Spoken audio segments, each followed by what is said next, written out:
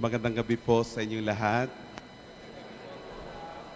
Good evening to those whose faces I can see and those who are not here inside and whose faces I cannot see, including those who follow us via live streaming.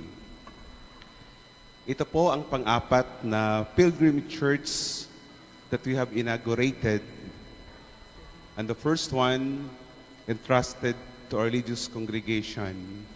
Maraming salamat po mga kapatid na SVDs for taking care of the shrine of the Divine Word.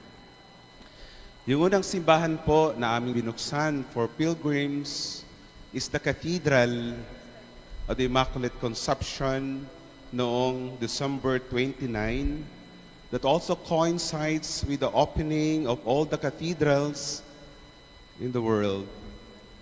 Yung pangalawa pong simbahan na aming binuksan ay ang simbahan at shrine ng Our Lady of Hope noong January 1. Yung pangatlo po, ang simbahan at shrine ng Saint Joseph.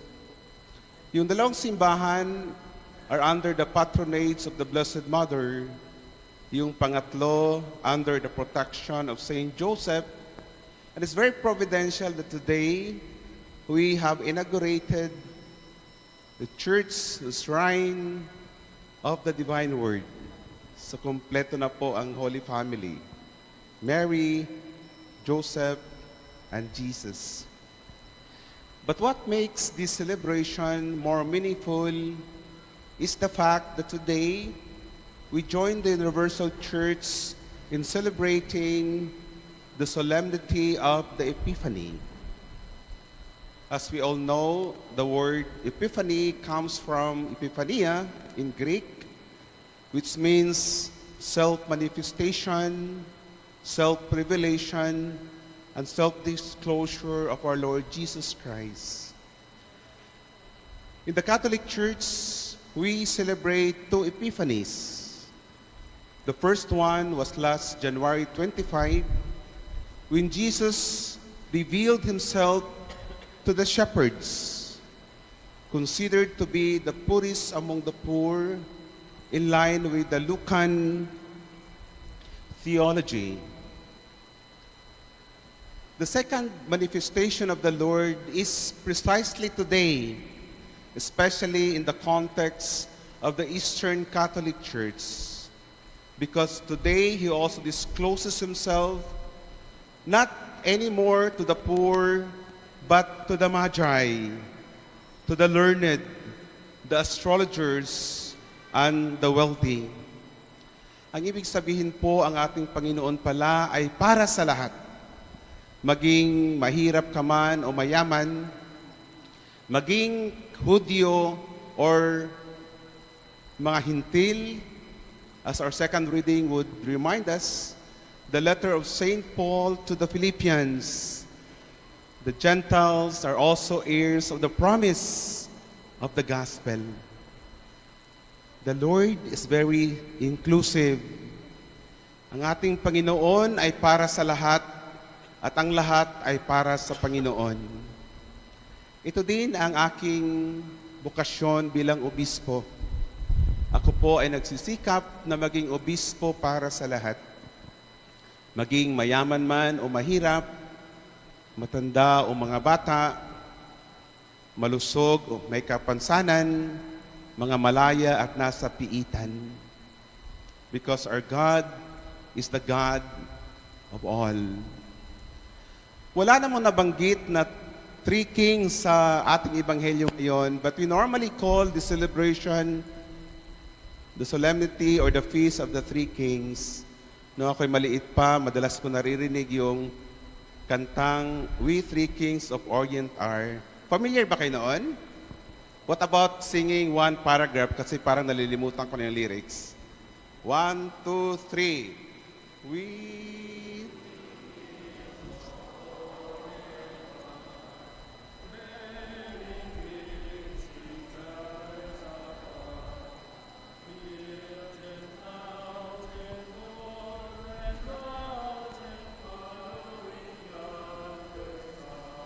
Maraming salamat po. Magpa-practice tayo para sa sunod na taon ay makanta natin na maigi.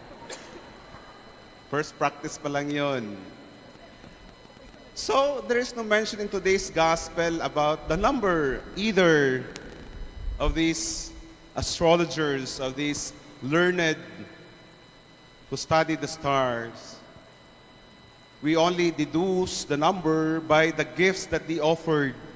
3 gifts of gold, representing Christ's kingship, frankincense, indicating Christ's divinity, and lastly, myrrh, which reflects God's suffering and death as a human person.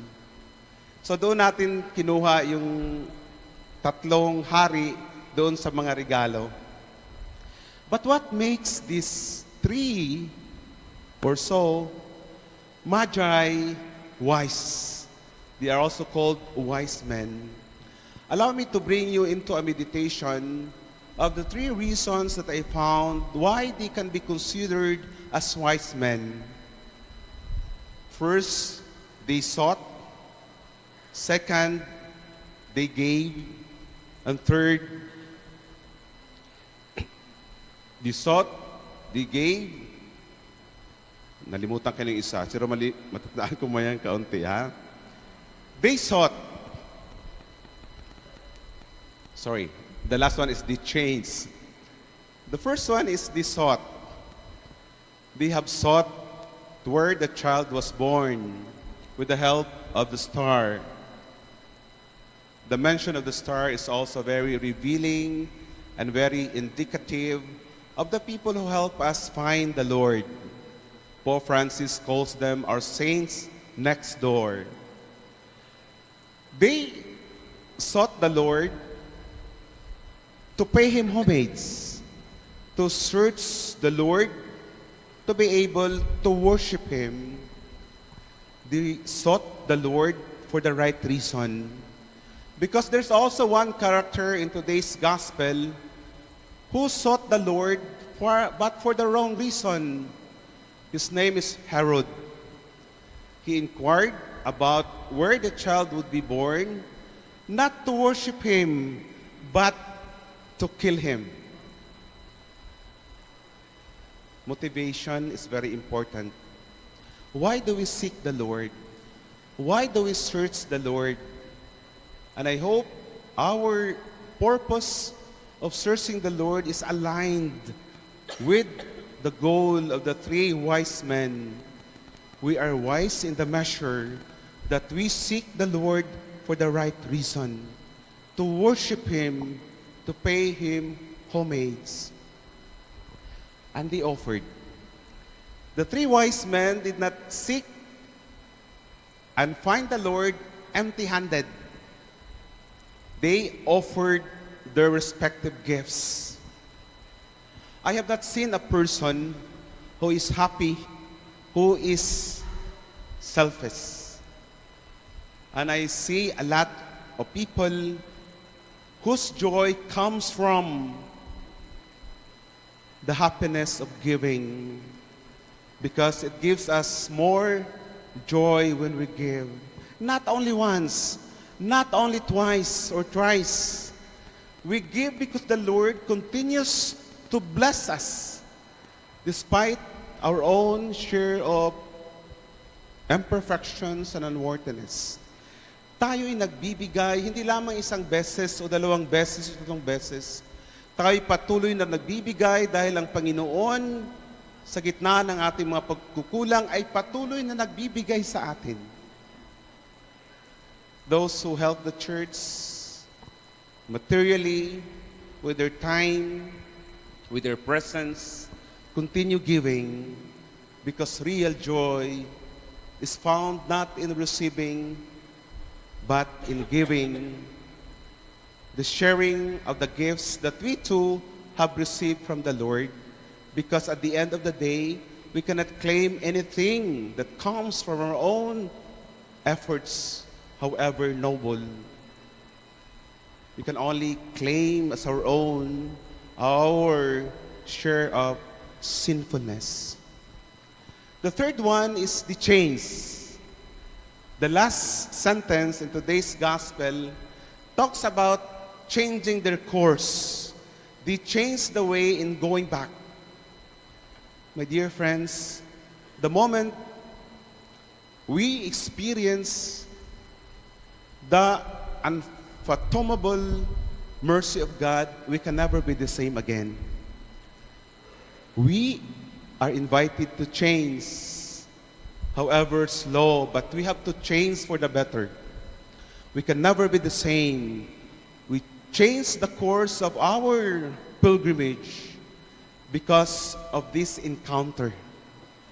The real change that happens in its person only occurs after an encounter. Encounter with the Lord, and those who have carried the Lord in their hearts like Mama Mary. In today's world, we no longer need so many preachers and educators. We need witnesses who can draw us closer to the Lord, who can offer us the experience of the divine for us to change. Like the Magi, we also seek the Lord.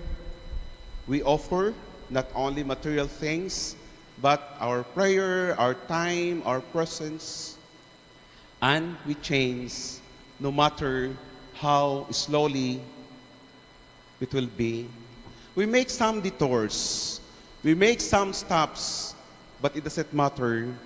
For as long as we follow the star, no matter how long it will take, it will bring us to the experience, an encounter of the true star and our light, Jesus Christ, the divine Word.